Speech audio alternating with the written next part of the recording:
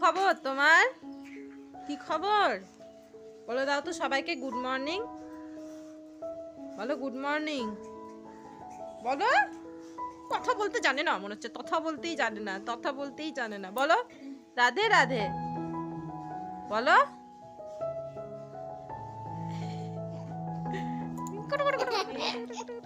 বলো একটু, বলো একটু, বলো।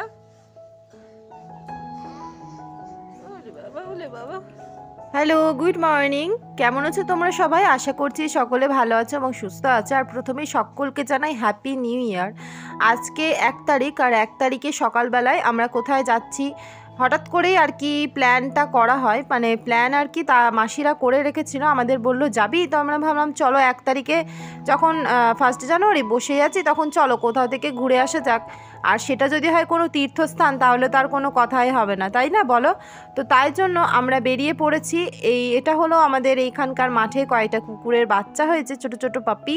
তো তাদের একটু আদর করছিলাম। আমার মেয়ে প্রায় আসে, আমি আসতে পারি না আর কি। তো মা মেয়েকে নিয়ে আসে আর আমি আসতে পারি না, তাই ওদেরকে একটু আদর করলাম। নাকটা দেখো কি সুন্দরের। আর তারপরে একটু আদর টাদর করে দেখো মেয়ে দেখো কেমন করছে। আদর টাদর করে একটু বাইরে থেকে ওদের জন্য খাবার কিনে আনলাম, একটা বিস্কুটের প্যাকেট কিনে আনলাম। তো সেটা ওদেরকে দিয়ে দিলাম। খেতে পায় না খেতে পায় কী করে বলবো বলো? তাদের মা নেই, বাচ্চা দিয়ে মনে হয় মাটা মারা গেছে না কিছু এরকম ব্যাপার আছে, যে মানে মাটা ছেড়ে দিয়েছে, এরকমও হতে পারে। তো তাই জন্য একটু খাবার কিনে আনলাম।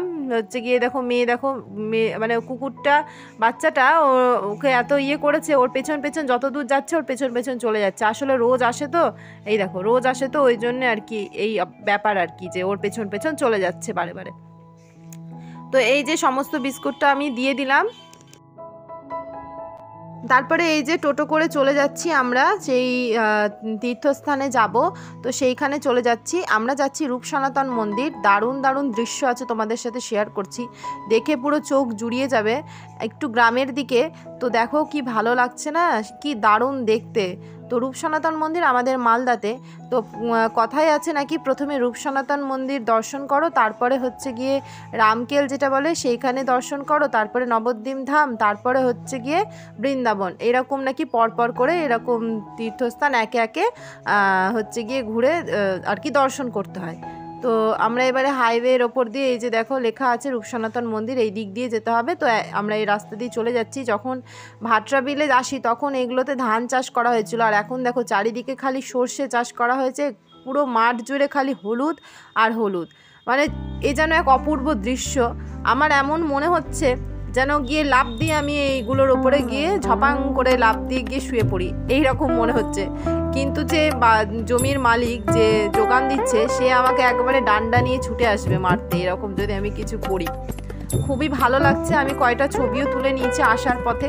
আমার এত ভালো লাগে এরকম গ্রামের দিকের আশেপাশে সর্ষের ক্ষেতের জমি। আর কথা বলতে বলতে দেখো পৌঁছেও গেলাম আমরা রূপ সনাতন মন্দির। এই যে এই হলো রূপ সনাতন মন্দির, দেখছো কত বড় রথটা দাঁড় করানো আছে।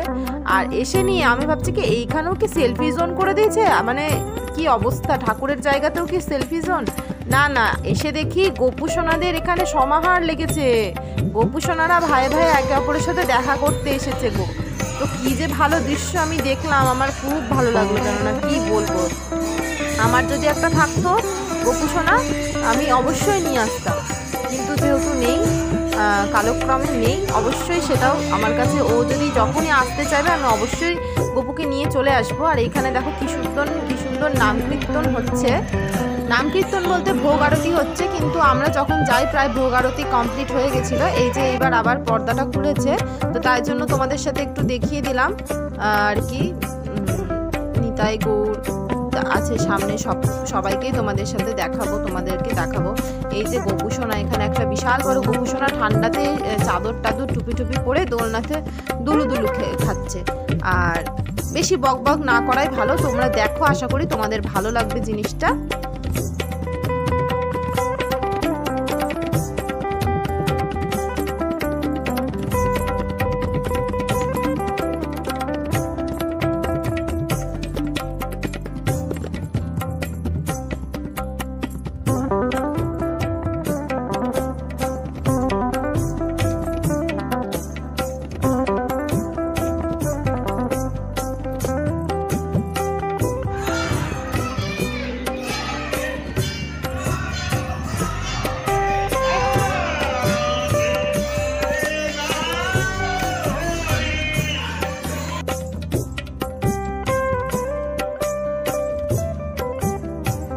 সব কিছু দর্শন করার পর আমরা ঠাকুরের ভোগ আর কি পেয়ে গেলাম, গ্রহণ করলাম। এত দূরে এসেছি যখন একটু হলেও ঠাকুরের প্রসাদ তো পাওয়া দরকার, তাই না? তো করে টোরে নিয়ে তারপরে আমরা এই যে টোটোতে আবার বসে গেলাম। আমরা টোটো ভাড়া করে নিয়েছিলাম, 3টে টোটো তো ভাড়া করে নিয়েছিলাম। আরও অনেকজন ছিল, যাদেরকে আমি আর দেখালাম না। যাই হোক, তো দেখো আমরা যারা আমরা ছিলাম আর কি তাদেরকেই দেখালাম। আর বাকি ছিল এই যে নীল জামা পরা যে আমার বোন আছে, মাসির মেয়ে, তার বাড়ির আর কি, তো তাদের আর আমি দেখালাম না। আমরা যেই কয়েকজন গেছিলাম তাদেরকে দেখালাম, এর মধ্যে আরও কয়েকজন নেই। তো তারপর যাই হোক বাড়ি চলে আসি, দিয়ে একটু রেস্ট করি, দিয়ে আবার বেরিয়ে পড়ি রেডি হয়ে। আমরা যাচ্ছি আবার কার্নিভালে, মালদায় যে 25শে ডিসেম্বরে গিয়েছিলাম ডিএসের মাঠ, তো সেইখানে আবার কার্নিভাল হচ্ছে। আজ আসছে আমাল মাল্লিক। তো আমি স্ট্যাটাসে টাইপিং আমার মিস্টেক হয়েছে, আরমান মাল্লিক হয়ে গেছে। তো আমান মাল্লিক এসেছিল, আমাল মাল্লিক। তো যারা আমার স্ট্যাটাস দেখেছো এখানে বলে দিচ্ছি, সেটা আরমান হবে না, আমান মাল্লিক হবে। টাইপিং মিস্টেক বুঝতেই পারছো, এরকম হয়েই থাকে। তো সেইখানে আর কি গিয়েছিলাম একটু এনজয় করতে, আমি আর আমার কাকুর 2 মেয়ে, ব্যাস আর কেউ না। মেয়েকে নিয়ে আসিনি, খুব ঠান্ডা তাই। তো সেটাই। তো দেখো মানে দারুণ, প্রথমে একটু স্লোগান, তো প্রথমে সবাই স্লোগান করে, তারপরে যত রাত বাড়ে তত নাচার আর কি, ভালো ভালো গান দেয়। তো সেখানেও খুব এনজয় করি, নাচি টাচি, মানে যাই হোক।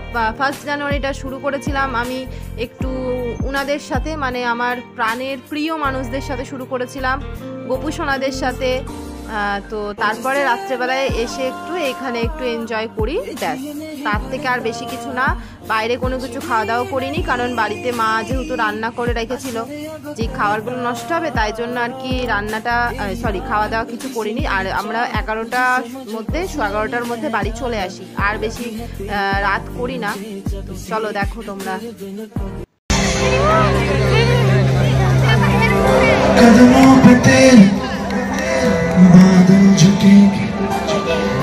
जब तक तुझे एहसास है।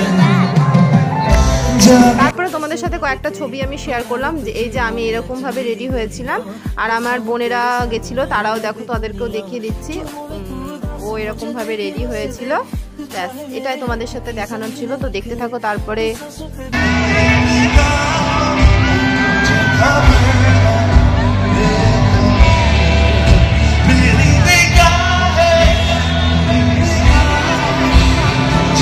একটু নেচে টেচে হাঁপিয়ে টাপিয়ে গিয়ে আমরা আবার যে স্লোগান শুরু করলো, বেরিয়ে পড়লাম। এই যে এরকম ভাবে রাস্তাটা সুন্দর করে সাজিয়েছে। তো চলো আজকের ব্লগটা এখানেই। যদি ভালো লাগে অবশ্যই লাইক, কমেন্ট, শেয়ার, আর চ্যানেলটা অবশ্যই সাবস্ক্রাইব করে দিও। তো চলো টাটা।